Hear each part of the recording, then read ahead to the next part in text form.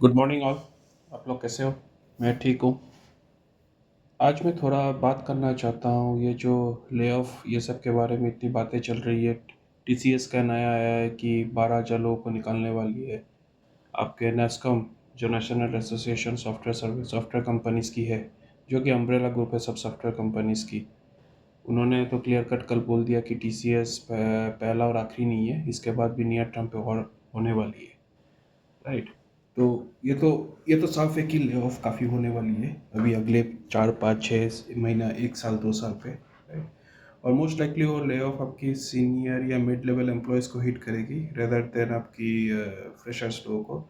तो फ्रेशर्स लोगों को जॉब मिलना टफ है, बट फिर भी मिल जाएगा, but senior and mid level को बहुत ही टफ होने वाला है। राइट। तो आज मैं थोड़ा बात करना चाहता हूँ कि आप ले ऑफ को कैसे डील करें।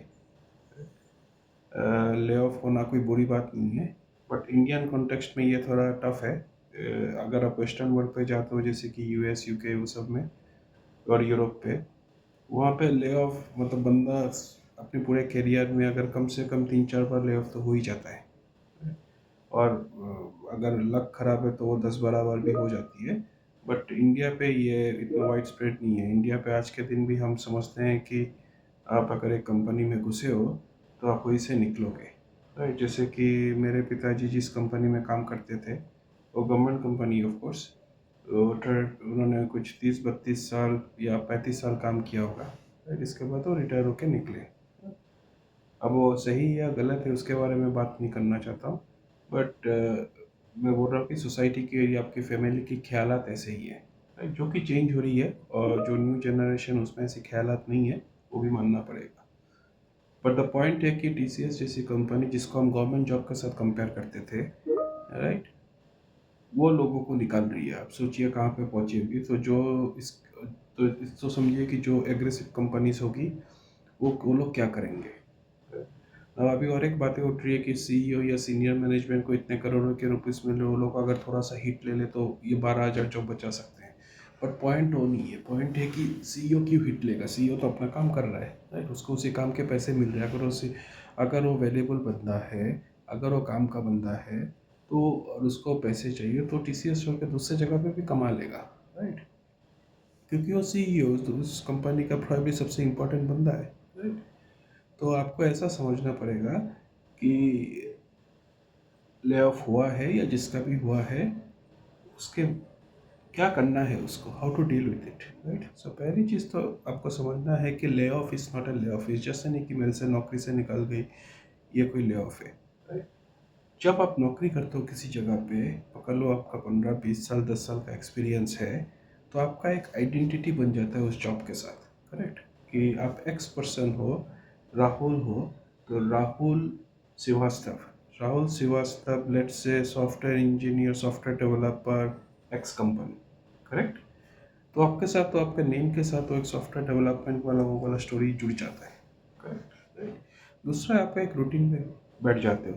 इधर आप वर्क फ्रॉम ऑफिस कर रहे हो या वर्क फ्रॉम होम कर रहे हो, आपका एक रूटीन बनता है, उस रूटीन पे आप बैठ जाते हो। तीसरा जो मोस्ट इंपॉर्टेंट है, आपका एक फाइनेंशियल एश्योरेंस रहता है। करेक्ट। तो पहले तो अगर आप एक ठीक ठाक कंपनी में काम कर रहे हो तो आपको हेल्थ इंश्योरेंस मिलती होगी, आपको लाइफ इंश्योरेंस मिलती होगी, और आपका महीने के एंड पे आपको पे चेक मिलता होगा। राइट। अगर आप ठीक ठाक कंपनी में काम कर रहे हो तो ये अगर एक महीना अगर आपको लगा कि ठीक है ये महीना मेरा काम करने का नहीं है, थोड़ा मूड ऑफ है, ये है वो है, तो फिर भी आपको आपका मंथली का पे चेक मिल जाता है। राइट। ऑब्वियसली कुछ महीना से आप उसको कंपेंसेट कर देते हो ओवर वर्क करके, बट नेट नेट छोड़िए हो कि आपको महीने के एंड पे एक पैसा मिल जाता है। और अगर आप लकी हो तो साल में कुछ एक हाइक मिल जाएगा, कुछ एक बोनस मिल जाएगा, तो नेट नेट आपकी ज़िंदगी चलती रहती है। राइट। तो ले ऑफ होने से क्या होता है, जॉब की बात छोड़िए, बट ये सब चीज़ें छूट जाएगी। राइट। तो आप ये है कि आप इंडिविजुअल पर्सन अकेले गहरे खाई पे खड़े हो।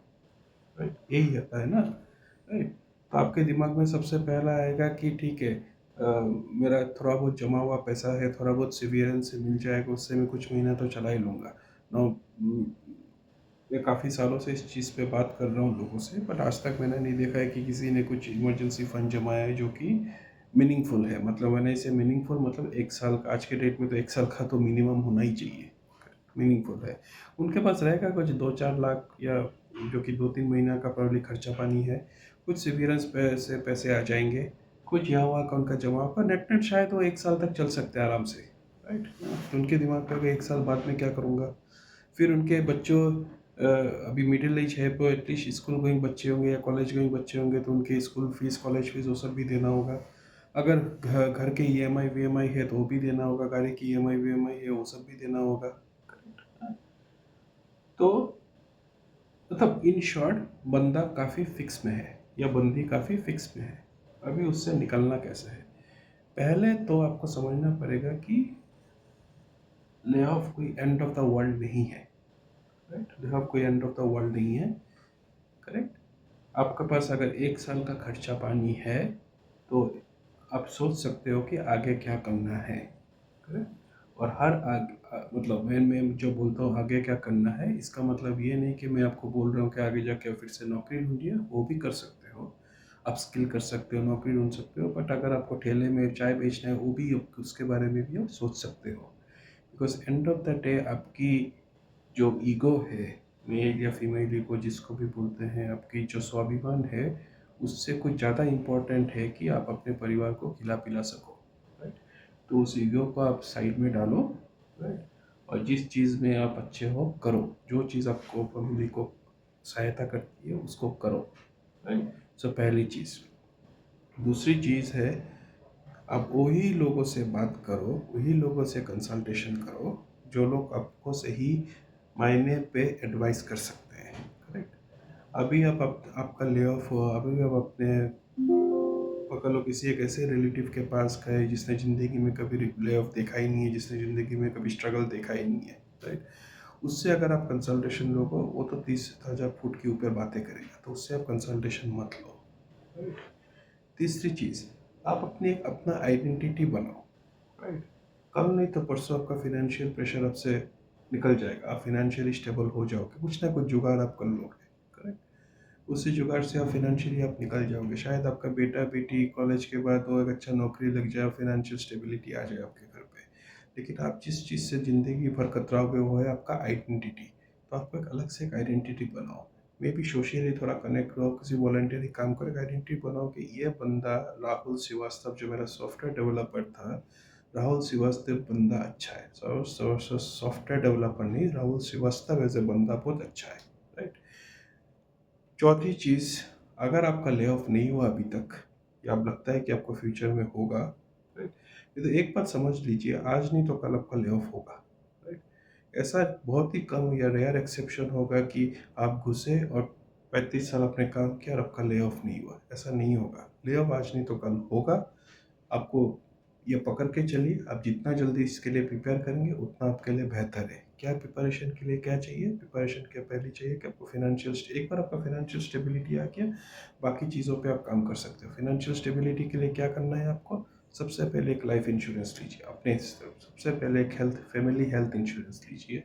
तीसरी, आप एक इमरजेंसी कॉर्पस बनाइए जो कि आपका 2 साल का सहायता करे, राइट? इसके बाद आप जितना इन्वेस्टमेंट करना है वो कीजिए, राइट?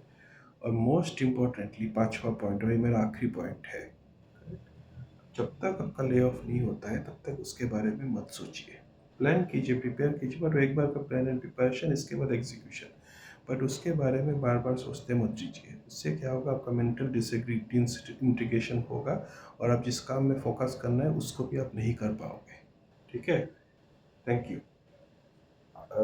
वीडियो क्लोज करना पहले आप लोगों से एक छोटी सी रिक्वेस्ट है, अगर आप मेरे चैनल को सब्सक्राइब कर दे, लाइक कर दे, शेयर कर दे, बेहतर रहेगा। मैं ज़्यादा से ज़्यादा लोगों पे रीच आउट करना चाहता हूँ। Thank you very much.